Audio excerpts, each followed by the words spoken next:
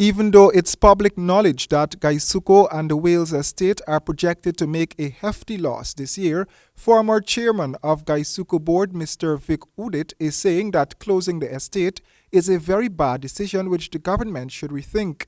Speaking during an exclusive interview with Nightly News at our Better for Acting studios on Thursday, Mr. Oudit expressed the opinion that there are a lot of other viable options for the Wales operations.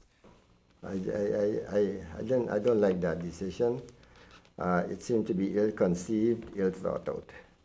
It's not the right decision.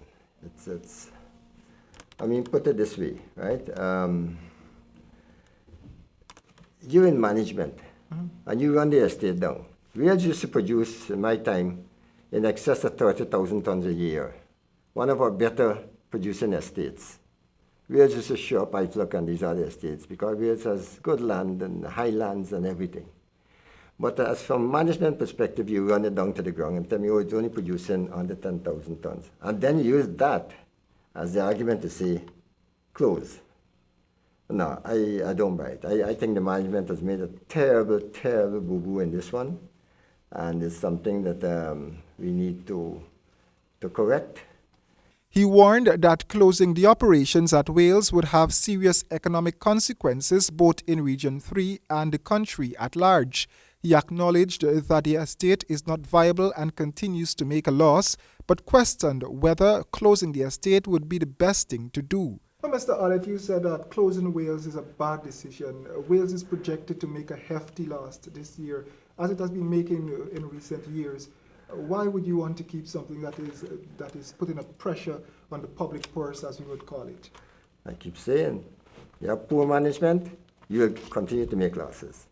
But if the government has decided to privatize Wales or to close Wales, I would say before you close it, examine options to privatize it. Consider proposals from people who can continue running Wales, continue employing the people in Wales, continue buying farmers' canes, continue subsidizing the entire community which depends on the industry, right?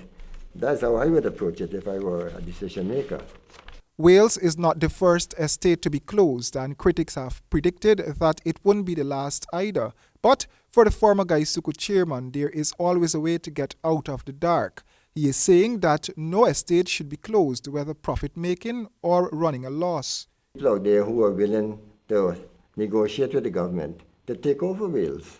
And I, for one, would be happy to engage in such discussion because I think Wales can be made profitable. And I'm willing to put my money where my mouth is to make Wales profitable again. So rather than closing something down and that devastating effect on the entire economy on the West Bank of the Demerara, you find a way to keep it open, keep people employed, keep farmers planting cane and buying their cane. These are things we should look at. Mr. Oudit reminisced on the days when sugar had to bail out the economy. He is saying that the opposite can be done now to keep the industry afloat. Against this backdrop, he leaves the following message for the government. To find a way forward, to come up with a business plan, to take over Wales as a going concern and make Wales a profitable venture where I can come to you and say, look, put in $10,000 and you get a share in Wales estate. And I'm going to show you a business plan, a prospectus, which says, look, every year you make a return of X% on your investment, and you now have a share in a part of Guyana that, attaches you to something. That would be my approach. The former GUYSUCO chairman also spoke of what led to the current state of the industry.